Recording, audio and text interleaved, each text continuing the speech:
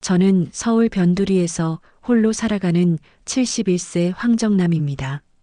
젊은 시절엔 법대를 지키던 교수였지만 지금은 조용히 은퇴한 채 아들의 근처에서 살아가고 있지요. 며칠 전 백화점 VIP 라운지를 찾았다가 입장을 거절당했습니다. 어르신, 여기는 VIP 고객 전용 라운지입니다. 그 말이 가슴에 박혔습니다. 며느리는 그 카드로 명품을 사고 혜택을 누렸지만 정작 나는 문 밖에 서 있어야 했던 겁니다. 그리고 어버이날 며느리가 툭 던진 3만 원 봉투와 카네이션 비싸더라고요라는 말. 그날 이후로 나는 다짐했습니다. 이젠 참지 않겠다. 내가 늙었다고 사라져야 할 사람은 아니야. 여러분이면 참을 일이었을까요?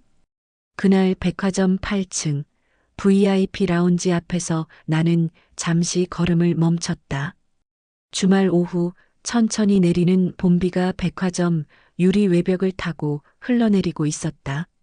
로비 안은 반짝이는 조명과 사람들의 말소리, 그리고 고급 향수 냄새로 가득했다. 그 한가운데 나는 조용히 서 있었다.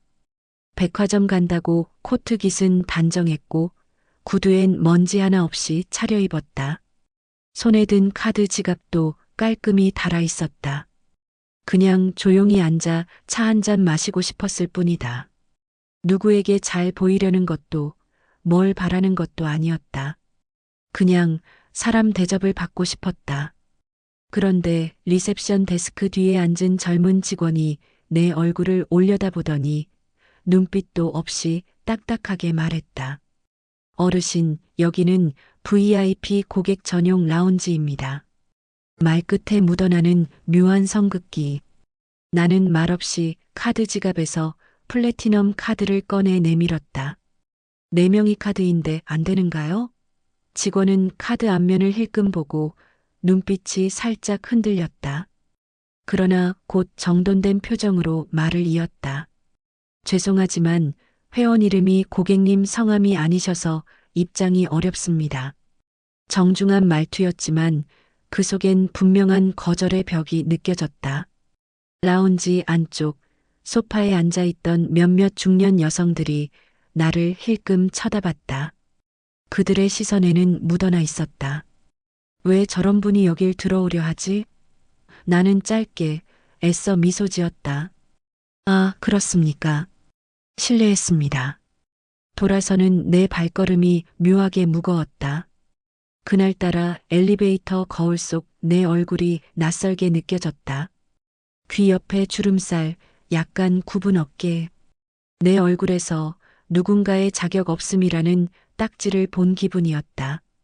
내가 이제 이렇게 보이나? 며칠 뒤 어버이날 아침이었다. 창밖엔 봄바람이 잔잔히 불고 있었고 베란다 창문 사이로 햇살이 조용히 들이쳤다. 윤서가 영상통화로 할아버지, 내일 갈게요. 하며 환하게 웃던 얼굴이 떠올랐다. 그리고 며느리 채린. 이번엔 뭔가 다르게 대해주지 않을까. 잘하라는 게 아니라 그냥 나를 가족으로 봐주기만 해도 좋겠다는 아주 작은 바람이 내 안에 있었다. 오전 11시 초인종이 울렸다. 채린이었다. 푸른색 바바리 코트, 윤기나는 명품 가방, 잔뜩 세팅된 머리카락. 익숙한 모습이었다. 그녀 손에는 작은 봉투 하나가 들려 있었다. 고작 A6 사이즈. 작은 백화점 영수증 봉투보다도 작았다. 아버님, 요즘 카네이션도 비싸더라고요. 이걸로 뭐라도 사세요. 말투는 밝았지만 눈빛엔 정이 없었다. 툭, 봉투가 내 손에 얹혔다. 무겁지도 가볍지도 않은 손길. 그런데 왜 그리 차갑게 느껴졌을까?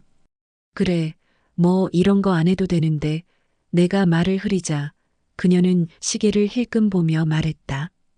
오늘은 오래 못 있어요. 약속 있어서요. 딸깍하고 닫히는 현관문 소리가 유난히 크게 들렸다. 아무도 없는 거실, 텔레비전의 정적 소리만 웅웅 울렸다.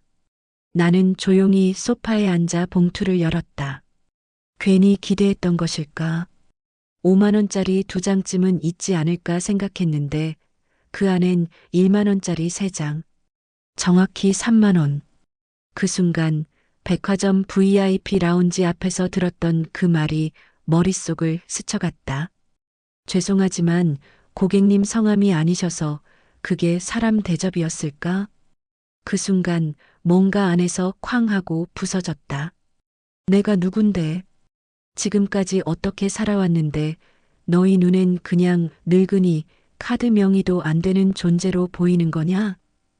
입을 열어 소리치고 싶었다. 그런데 소리는 나오지 않았다. 목이 메었다. 그저 손끝이 떨리고 가슴 안쪽이 천천히 타들어갔다. 혹시 내가 예민한 걸까? 내가 너무 바란 걸까? 아니다. 나는 지금 내 존재가 3만 원짜리 봉투로 매겨졌다는 느낌을 받았다. 이게 돈의 문제가 아니라 마음의 문제라는 걸 아무도 몰라준다. 그게 견딜 수 없었다. 나는 천천히 창문을 열었다. 바람이 들어왔다. 그 바람에 아내의 웃음소리, 강의실의 분필가루, 제자들이 외치던 교수님 감사합니다. 라는 목소리가 함께 섞여 들어왔다. 그리고 그 바람 안에서 내 안에 또 다른 목소리가 조용히 말했다. 작지만 단단한 울림으로. 됐어. 이번엔 참지 않는다. 내가 늙었다고 없어도 되는 사람은 아니야. 내가 어떤 삶을 살아왔는지 이제는 보여줘야 할 때가 온 거지. 나는 가끔 지금의 내 모습과 옛날의 나를 나란히 세워보곤 한다. 교단에 서 있던 40대의 나, 그리고 지금 71세의 나, 백화점 라운지 입구에서 고개 숙이며 돌아서는 이 노인의 모습. 남이 보면 그냥 늙은이 하나다. 기억력도 체력도 그리고 지위도 다 기울어가는 낡은 세대. 그런데 나에게는 여전히 놓을 수 없는 시절이 있다. 내가 가장 뜨겁고 가장 날카로웠던 시절. 며칠 전 새벽 잠이 오지 않아 서재 정리를 하다가 오래된 박스를 하나 꺼냈다. 그 안에는 빛바랜 노트와 교환들이 가득 담겨 있었다. 종이에서 희미하게 나는 먼지 냄새와 오래된 잉크 자국이 코끝을 간지렸다. 한 권의 낡은 노트를 펼쳤을 때 첫 장에 내 필체로 이렇게 적혀 있었다. 1989년 3월. 첫 강의. 형법총론 제자들에게 묻는다. 너희는 정의를 어떻게 설명할 수 있어? 그 문장을 보고 있자니 웃음도 눈물도 아닌 어떤 감정이 목끝까지 차올랐다. 뭔가가 울컥 치밀어 올랐지만 참아 삼켰다. 그 시절 나는 서울 S대 법대에서 강의를 시작했다. 29세. 어린 나이였지만 열정만큼은 누구에게도 뒤처지지 않았다. 가슴 안에 사람을 바꾸는 법에 대한 신념을 품고 강단에 섰다. 내가 손에 쥔 분필 하나로 학생들의 인생을 바꿀 수 있다는 믿음. 교실엔 늘 판례집과 목소리가 가득 찼다. 김무성, 너라면 이 사건 어떻게 판결하겠나? 최유진, 피해자 입장에서 말해볼래? 나는 단순히 암기를 강요하지 않았다. 그들에게 느끼게 하고 고민하게 하고 토론하게 했다. 수업이 끝나면 교정에서, 계단에서, 식당에서도 학생들끼리 논쟁이 이어졌다. 나는 그 모습이 참 보기 좋았다. 한 발 물러서 그 열띤 토론을 바라보며 속으로 흐뭇해하던 날들. 그 아이들 중에는 지금 검사장이 된 이도 있고 고등법원 판사도 있다. 나중에 그들이 찾아와 이렇게 말하곤 했다.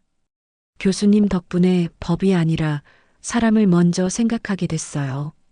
그 한마디는 어떤 상보다도 내게는 값졌다. 하지만 지금의 나는 어버이날 아침에 며느리에게 카네이션 비싸서요라는 말을 듣고 3만 원짜리 봉투 하나를 툭 받았다. 아무 말도 못하고 고개를 끄덕이고 소파에 앉아 있었다. 그때 느꼈다. 사람이 이렇게까지 작아질 수 있구나. 내가 가진 건 아무것도 없구나. 아니, 아무것도 남겨두지 않은 채 살아왔구나. 처음엔 참으려 했다. 그래, 나이 들면 다 참고 넘긴다지 않나? 나 하나 꾹 참으면 조용히 지나갈 수도 있다고 생각했다. 그런데 며칠 전 윤서가 내게 다가와 조심스럽게 말했다. 할아버지 엄마가 할아버지한테 너무 무심한 것 같아요. 사실 저도 좀 창피했어요. 그 말에 나는 숨이 턱 막혔다. 왜 창피했는데? 나는 물었다. 윤서는 눈을 깜빡이며 말했다. 학교에서 배웠거든요. 어른을 공경하는 건 예절이래요.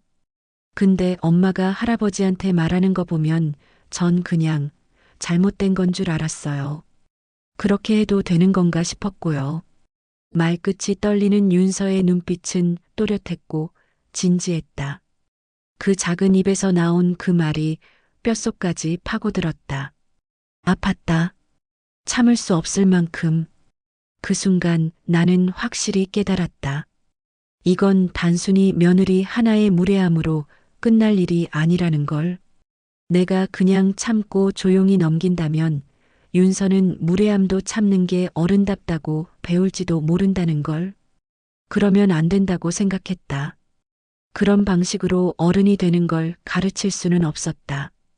그날 밤 나는 서랍에서 오래된 서류철을 꺼냈다. 거기엔 수십 년 전 강의 평가서가 보관돼 있었다. 그중 한 장, 노란 종이에 삐뚤빼뚤한 글씨로 이렇게 적혀 있었다. 정남 교수님은 무섭지만 진짜 진심인 분입니다. 사람을 가르치십니다. 나는 그 글귀를 가만히 바라보다가 혼잣말처럼 말했다. 그래. 그때 그 정남으로 돌아가자. 이번엔 내가 나를 지켜야겠다. 며칠이 흘렀는데도 그날 채린이 툭 내민 3만 원짜리 봉투가 자꾸만 마음에 걸렸다. 처음엔 별일 아닌 줄 알았다. 나이도 있고 기대를 거는 건 내 욕심이라며 스스로를 타일렀다.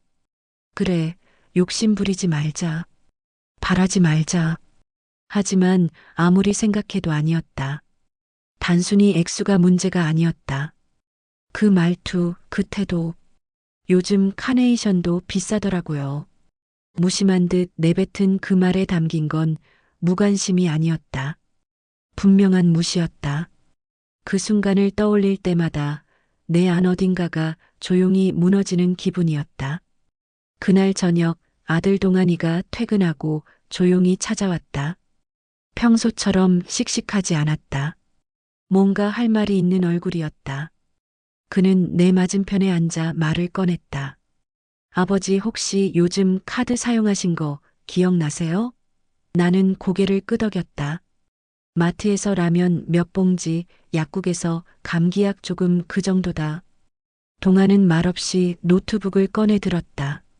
화면에 펼쳐진 건 카드 사용 내역이었다. 내가 본 숫자는 충격적이었다. 330만 원, 370만 원. 백화점 고가 브랜드 이름이 줄지어 나열되어 있었다. 순간 숨이 턱 막혔다. 이건 뭐냐? 난 쓴 적 없다. 채린이가? 그는 말없이 고개를 끄덕였다. 결제는 아버지 카드로 됐고 VIP 포인트는 전부 채린 이름으로 적립돼 있었어요. 그리고 VIP 라운지도요. 그녀 명의로 등록돼 있었고요. 그 말을 듣는 순간 내 안에서 심장이 한 박자 멎는 것 같았다.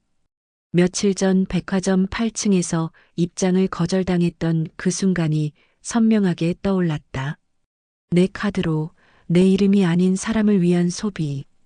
그리고 나는 그 라운지 앞에서 자격 없는 사람 취급을 받았다.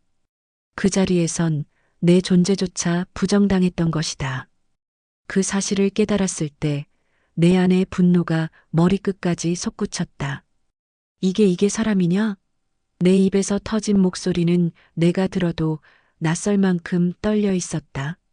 내 카드로 명품 사고 VIP 혜택은 다 누리고 막상 내가 들어가려 하니까 고객님 성함이 아니셔서라고? 그딴 대접을 받고도 내가 계속 고개 숙이고 있어야 하냐? 나는 참지 못하고 식탁을 거칠게 쳤다. 잔이 흔들렸고 동화는 놀란 얼굴로 나를 바라봤다. 그 순간에도 그는 아무 말하지 않았다. 다만 고개를 숙이고 내 분노를 받아들였다. 나는 한참을 헐떡이며 숨을 고르다가 고개를 떨구었다. 이걸 윤서가 알면 뭐라 그럴까? 내 말에 동안이 조용히 말했다. 아버지, 사실 윤서가 눈치를 챘어요. 며칠 전 그러더군요. 동안은 딸의 말을 조심스레 전했다. 왜 엄마는 할아버지한텐 아무렇지 않게 말하면서 외할머니한텐 그렇게 조심해요? 저도 좀 창피했어요. 진짜 가족이면 다 똑같이 대해야 하는 거 아니에요? 그 말을 들은 순간 가슴이 찢어지는 듯 했다. 윤서가, 그 어린 손녀가 이 모든 걸 보고 있었다는 사실이 미치도록 부끄럽고 괴로웠다. 나는 천천히 벽 쪽으로 시선을 옮기며 혼잣말처럼 말했다. 이게 그냥 나 혼자 서운했던 일이 아니었구나. 세대는 말로 이어지지 않는다. 태도로 전해지는 거다.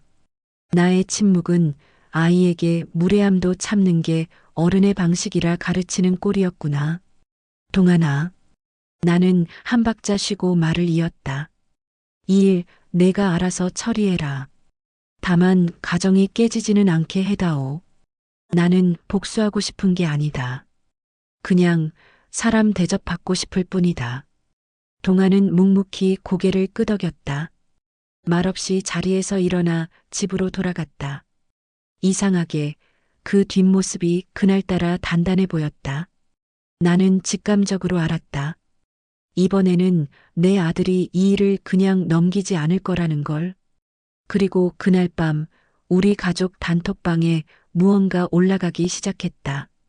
아직 불이 붙은 건 아니었지만 냄새는 이미 퍼지고 있었다. 긴 침묵 뒤에 첫 불씨가 마침내 타오르려 하고 있었다. 그날은 비가 왔다. 잔잔했지만 멈추지 않는 빗줄기였다. 창밖을 타고 흘러내리는 물자국이 꼭 내 마음 같았다. 겉으로는 멀쩡한 듯 앉아 있었지만 속은 이미 들끓고 있었다. 정적만 가득한 거실 안 시계 초침 소리만 또렷이 들릴 뿐이었다. 동안이는 말없이 내 옆에 앉더니 노트북을 펼치고 조심스럽게 서류를 꺼냈다. 결제 내역서, VIP 등급 등록 현황, 그리고 마지막으로 건넨 건 현금 영수증 발급 내역이었다. 아버지, 채린이 쓴 명품 구매 내역 전부 현금 영수증으로 전환했습니다. 물론 채린 이름으로요. 나는 찻잔을 내려놓았다. 따뜻하던 차가 차갑게 식은 것도 몰랐다. 뭐라고? 사유는 명예 도용 의심으로 정정 요청했습니다. 세무서에서 문자 올 겁니다. 서명 요구도 받겠죠. 700만 원 가까운 지출이니까요. 손끝이 저릿했다. 묘하게 통쾌했다가 곧바로 불안이 밀려왔다. 그래도 동안아, 너무 심한 건 아니냐? 윤서도 있는데 동안은 말끝을 끊지 않고 담담하게 말했다. 아버지, 이건 교훈이에요. 엄마가 왜 상처받았는지, 아빠가 왜 분노했는지 윤서가 이걸 보면서 정의가 뭔지 알 수 있어야 해요. 숨기면 아이는 불의한 편이 이긴다고 믿게 돼요. 그 말에 나는 순간 아무 말도 할 수 없었다. 교단에서 법은 인간의 존엄을 지키기 위한 도구라고 가르치던 내 말이 지금 이 집안에서 시험대에 오른 기분이었다. 존엄과 정의. 내가 가르쳤던 것들이 다시 나를 시험하고 있었다. 그리고 며칠 뒤 예상대로 채린이 찾아왔다. 평소처럼 꾸민 모습은 온데간데 없었고 화장은 지워졌고 손엔 핸드폰을 움켜쥔 채였다. 그녀의 손끝은 조금씩 떨리고 있었다. 아버님, 저기 세무서에서 연락이 왔어요. 현금 영수증이 제 이름으로 발급됐다고 도대체 왜 그러셨어요? 나는 조용히 고개를 들었다. 그건 내가 나한테 설명했어야 할 질문 아니냐? 그녀는 눈을 피했다. 너무하신 거 아니에요? 그건 복수잖아요. 그 말이 떨어지는 순간 내 안에서 뭔가가 확 무너져 내리듯 부서졌다. 복수라고? 그럼 내가 내 카드로 명품 사고 내 이름으로 혜택 다 챙기고 막상 내가 들어가려 했을 때 고객님 성함이 아니셔서요라는 소리 들었다면 넌 가만히 있었겠냐? 너는 내 이름 달고 VIP 혜택 다 누리면서 나는 그 라운지 앞에서 쫓겨났어. 그게 복수냐? 아니, 그건 진짜 부끄러움이야. 내가 그렇게 큰 소리로 내 감정을 쏟아낸 게 얼마나 오랜만인지 모르겠다. 방 안의 공기가 멈춘 듯 고요해졌다. 체리는 입술을 떨며 나를 바라보았고 그 순간 조용히 방문이 열렸다. 윤서가 들어왔다. 13살 아이가 감정을 꼭 누른 채 조용히 입을 열었다. 엄마, 나 다 알고 있었어. 체린의 얼굴이 굳었다. 엄마가 할아버지한테 말하는 거, 표정, 말투 나 다 봤어. 명절마다 엄마가 툭툭 내뱉던 말도 기억나. 어버이날에 그 봉투 줄 때 엄마 얼굴도 봤어. 아이의 목소리는 떨리지 않았지만 눈빛은 흔들렸다. 진심으로 창피했어. 엄마가 그러는 거 너무 싫었어. 그 말에 체리는 움찔했고 입을 꾹 다물었다. 나는 윤서의 얼굴을 바라봤다. 감정을 억누른 아이의 눈동자에서 정의감이 또렷하게 피어 있었다. 할아버지는 그냥 참았던 거예요. 근데 엄마는 그걸 계속 이용했잖아요. 나는 자리에서 조용히 일어났다. 체린을 바라보며 말했다. 나는 내게 돈을 바란 적 없다. 명품 살 돈이 아깝단 얘기도 아니다. 그날 내가 툭 던진 3만 원짜리 봉투. 그게 내 마음값이었다. 그게 너무 슬펐던 거다. 그 순간 체리는 울음을 터뜨렸다. 손으로 입을 틀어막고 그대로 바닥에 주저앉았다. 눈물이 멈추지 않았다. 죄송해요. 정말 죄송해요. 제가 너무 생각 없이 살았어요. 아버님께 진심으로 그녀는 바닥에 무릎을 꿇었다. 나는 그녀의 등을 보며 한동안 아무 말도 하지 않았다. 그리고 천천히 말했다. 이건 끝이 아니다. 시작이다. 진심으로 바꾸고 싶다면 내가 먼저 내가 한 일을 인정하는 것부터 시작해라. 그날 밤 단톡방에 동안이 올린 메시지를 나는 천천히 읽었다. 체린이 쓴 금액, 전부 현금 영수증 처리 완료. 앞으로 이런 일 반복되면 나도 더 이상 지키지 않을 거야. 가족이란 건 가장 기본적인 예의 위에서 지켜지는 거니까. 그 문장이 마음속 어딘가에 묵직하게 박혔다. 말보다 행동, 관계보다 존중. 가족도 결국 태도에서 시작되는 거라는 걸 우리 모두가 깨닫고 있었다. 며칠이 흘렀다. 서울 하늘은 모처럼 맑았다. 햇살이 유리창을 조용히 두드리며 방 안을 따뜻하게 밝혀주었고 그 따뜻함이 오늘따라 조금 다르게 느껴졌다. 아주 오래전 강의실 유리창 너머로 들어오던 봄볕처럼 조용하고도 묵직하게. 그날 아침 초인종이 울렸다. 문을 열었을 때 체린이 조심스레 서 있었다. 옆엔 윤서가 두 손을 꼭 모은 채 서 있었고 체린의 손엔 작은 화분 하나가 들려 있었다. 화분 속엔 진붉은 카네이션 한 송이, 삐뚤삐뚤한 글씨로 쓰인 메모 한 장이 바람에 살짝 흔들리고 있었다. 늦어서 죄송해요. 하지만 이번엔 진심이에요. 체리는 눈을 피하지 않았다. 억지 웃음도 없었고 눈가엔 약간의 떨림이 묻어 있었다. 아버님, 정말 죄송했어요. 제가 너무 당연하게 생각했어요. 시댁이니 친정이니 구분 짓고 그런 말투도 익숙해진 나쁜 버릇이었다는 걸 이제야 알았어요. 나는 아무 말 없이 화분을 받았다. 그 작은 뿌리가 흙을 단단히 움켜쥔 걸 보며 문득 생각이 들었다.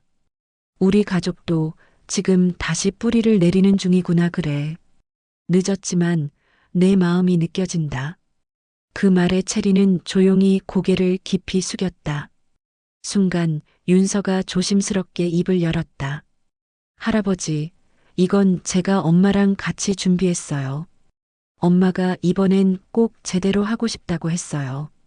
그리고 윤서는 잠깐 체린을 쳐다보더니 약간 떨리는 목소리로 이어나갔다. 저도 사실 엄마 때문에 많이 부끄러웠어요.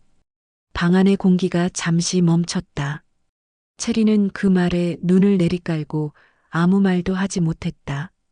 엄마가 외할머니한텐 다정하게 굴면서 할아버지한텐 말투도 툭툭 그거 다 느껴졌어요. 저도 혼란스러웠고 그냥 어른들은 다 그런 건가 싶었어요. 그런데 아니었어요. 아니라고 생각했어요. 윤서의 말투는 어른스러웠다. 울먹이진 않았지만 단단했다. 나는 그 아이의 눈빛을 가만히 바라봤다.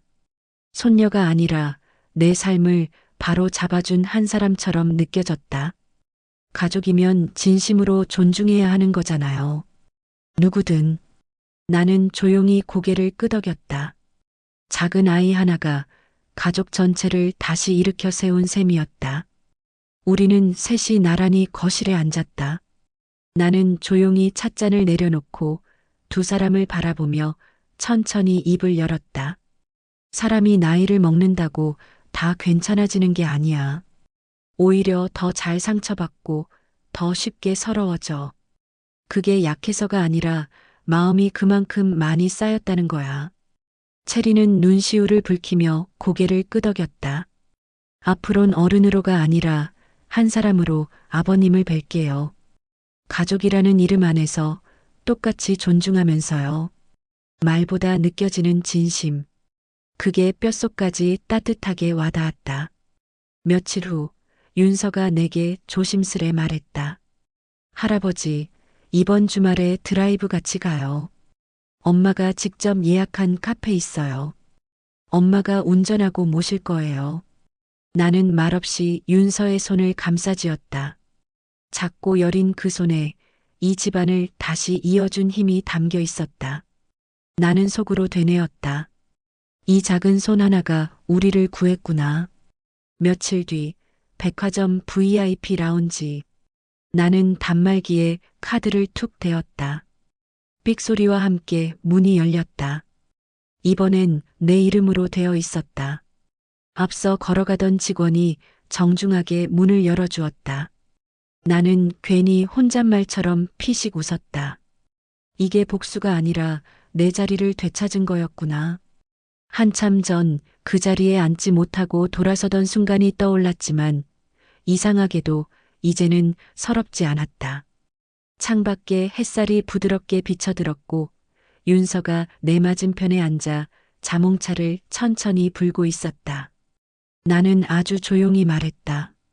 사람이 사람을 대할 때 결국 남는 건 마음이야. 말투 하나, 눈빛 하나, 그리고 진심. 윤서는 말없이 고개를 끄덕이며 내 손등을 토닥였다. 나는 창밖을 보며 천천히 중얼거렸다. 돈은 사라지지만 마음은 남는다. 나는 그걸 믿고 살아온 사람이야. 그리고 지금도 그 믿음 하나로 살아간다. 흔들려도 무시당해도 여전히 그렇게 살아간다. 이번 일을 겪고 나서 나는 다시 생각하게 됐습니다. 존중은 나이를 먹는다고 저절로 따라오는 게 아니구나. 누군가에게 존중받는다는 느낌은 그저 작은 말투, 눈빛 하나에서 시작되는 것 같았어요. 가족 사이에서 존중은 어디에서 시작된다고 생각하시나요? 나이 든 부모로서 또는 자식으로서 여러분의 생각이 궁금합니다. 댓글로 여러분의 이야기를 들려주세요.